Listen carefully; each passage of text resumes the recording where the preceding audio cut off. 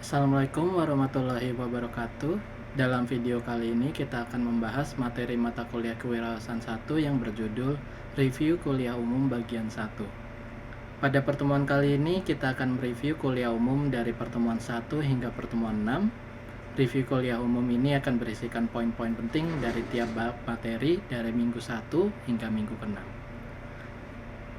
Baik, kita mulai pembahasan materi kita untuk minggu ini.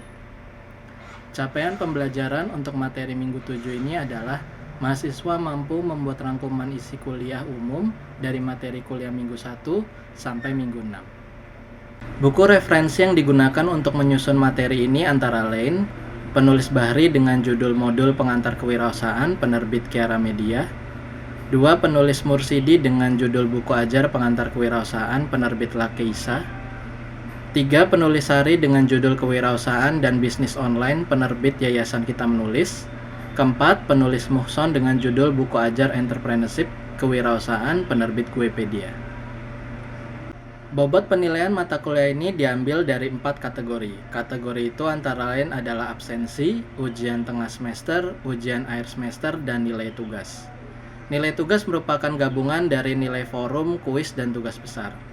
Presentase dari 4 kategori dibagi atas 10% absensi, 25% UTS, 25% UAS, dan 40% nilai tugas. Motivasi adalah keadaan dalam diri individu yang menyebabkan mereka berperilaku dengan cara yang menjamin tercapainya suatu tujuan. Dari sisi psikologi, timbulnya motivasi dapat berasal dari 2 sumber. Pertama, faktor dari dalam diri, intrinsik, yang biasanya berupa kepuasan terhadap kemampuannya dalam menyelesaikan setiap tanggung jawab ataupun harga diri di hadapan orang lain setiap kemampuan yang dimiliki. Kedua, faktor dari luar diri, ekstrinsik, yang biasanya berupa penghargaan, pujian, hukuman, atau celaan yang dapat meningkatkan atau mengurangi kreativitas wirausahawan dalam menyelesaikan tugasnya. Motivasi merupakan salah satu penyebab keberhasilan wirausahawan tingkat akhir dalam menyelesaikan tugasnya. Semakin besar motivasi, semakin besar pula kesuksesan pencapaian tujuannya. Faktor-faktor yang menentukan tinggi rendahnya motivasi dibagi menjadi 3. Antara lain, pertama, harapan, yaitu keinginan atau keyakinan bahwa suatu usaha yang dilakukan pasti akan berhasil. Kedua, valensi, yaitu tingkat ikatan, keterlibatan, keikutsertaan batiniah seseorang terhadap suatu aktivitasnya atau dapat dikatakan mempunyai kepedulian terhadap usaha yang sedang dilaksanakan. Yang ketiga, peralatan atau kebutuhan, yaitu pendukung, alat, kemampuan yang dimiliki seseorang guna mencapai tujuan yang diinginkan. Memahami kekuatan dan kelemahan diri sendiri serta mau melakukan hal-hal yang meningkatkan prestasi merupakan modal dasar seorang pengusaha. Motivasi berprestasi meliputi pertama kecenderungan atau upaya untuk berhasil atau mencapai tujuan yang dikehendaki. Kedua, keterlibatan ego individu dalam suatu tugas. Ketiga, harapan suatu tugas yang terlibat oleh tanggapnya subjek. Dan yang keempat, motif untuk mengatasi rintangan atau berupaya berbuat sesuatu dengan cepat dan baik. Berprestasi adalah idaman setiap individu, baik itu prestasi dalam bidang pekerjaan, pendidikan, sosial, seni, politik, budaya, dan lain-lain. Dengan adanya prestasi yang pernah diraih oleh seseorang akan menumbuhkan suatu semangat baru untuk menjalankan aktivitas. Dalam perkembangan motivasi berprestasi, paling sedikit ada 4 faktor yang mempengaruhinya, yaitu yang pertama, pembiasaan hidup mandiri sejak dini yang dilakukan oleh seorang ibu terhadap anaknya. Kedua, tingginya harapan orang tua terhadap prestasi anaknya. Ketiga, mendapatkan penghargaan yang tinggi terhadap prestasi yang diraih. Dan yang keempat, kecilnya dominasi ayah terhadap anaknya pada masa kanak-kanak. Cara-cara meningkatkan kreativitas dalam proses pemecahan masalah antara lain 1. Perumusan masalah secara kreatif. Kedua, bertanya dan bertanya. Ketiga, curah gagasan. 4. Orang aneh. Maksudnya adalah kehadiran orang aneh ini dapat memperluas kreativitas karena ia akan memberikan perspektif dari sudut pandang yang unik atau tidak lazim. Dan yang kelima, yang terakhir adalah iklim kreatif. Bisnis elektronik berkaitan dengan transaksi jual beli yang dilakukan secara digital dengan menggunakan komputer yang tersambung dengan internet. Bisnis elektronik mengacu pada teknologi seperti mobile commerce, transfer dana elektronik, manajemen rantai pasokan, pemasaran internet, pemrosesan transaksi daring, pertukaran data elektronik, dan sistem pengumpulan data otomatis.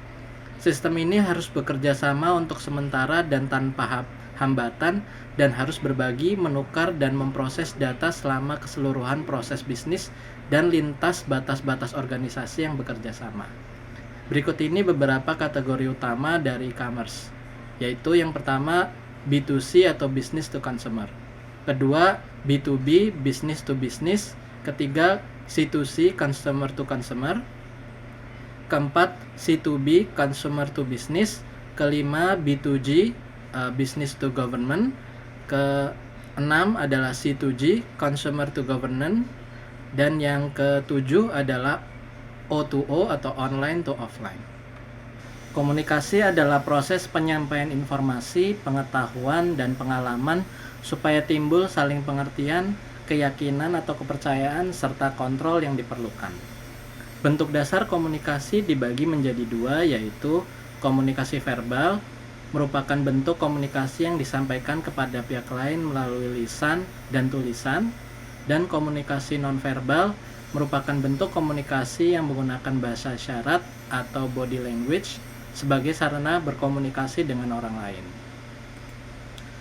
Komunikator merupakan individu atau kelompok yang mengambil prakarsa dalam mengadakan komunikasi dengan individu atau kelompok lain. Syarat umum sumber pesan atau komunikator yang baik meliputi: pertama, harus memiliki pengetahuan yang luas. Kedua, tidak menyembunyikan fakta alias jujur. Ketiga, berpendidikan, baik itu formal atau informal. Keempat, mengetahui tentang apa yang akan dikomunikasikan. Model kepemimpinan dalam perusahaan terdapat 8 macam, yaitu 1. Model karismatik yang memiliki kekuatan energi, daya tarik, dan wibawa luar biasa untuk mempengaruhi orang lain, sehingga ia mempunyai pengikut yang sangat besar jumlahnya. Kedua, model paternalistis yang merupakan tipe pemimpin yang kebapaan dengan sifat-sifat yang selalu menganggap bawahannya sebagai orang yang tidak atau belum dewasa, terlalu melindungi, kurang memberikan kesempatan kepada bawahannya untuk mengambil keputusan atau inisiatif sendiri, dan bersifat memantau. Ketiga, model militeristis merupakan tipe gaya kepemimpinan bersikap keras agak kemiliteran, memiliki sifat seperti lebih banyak menggunakan sistem perintah, otoriter yang kaku, dan sering kurang bijaksana terhadap bawahan. Keempat, model autokratis mendasarkan diri pada kekuasaan paksaan yang mutlak harus dipenuhi. Model laissez-faire menunjukkan sang pemimpin nyaris tidak memimpin. Dia membiarkan setiap orang berbuat semuanya sendiri. Pemimpin seperti ini tidak berpartisipasi sedikit pun dalam kegiatan kelompoknya. Semua pekerjaan dan tanggung jawab harus dilakukan bawahan itu sendiri. Pemimpin seperti ini hanya simbol dan biasanya tidak memiliki keterampilan teknis yang dibutuhkan oleh seorang pemimpin. Keenam, model populistis merupakan tipe pemimpin yang dapat membangun solidaritas karyawan. Kepemimpinan ini berpegang teguh pada nilai-nilai yang masih tradisional. 7. Model administratif merupakan kepemimpinan yang mampu menyelenggarakan tugas-tugas administratif secara efektif. Para pemimpinnya terdiri dari teknokrat dan administrator yang mampu menggerakkan dinamika modernisasi dan pembangunan yang dapat membangun birokrasi yang efektif dan efisien untuk memimpin. 8. Model demokratis berorientasi pada karyawan dan memberikan bimbingan yang efektif pada bawahannya. Dalam penerapannya, tentu perlu dilihat karakteristik unit organisasi yang dipimpin dan siapa anggota organisasi.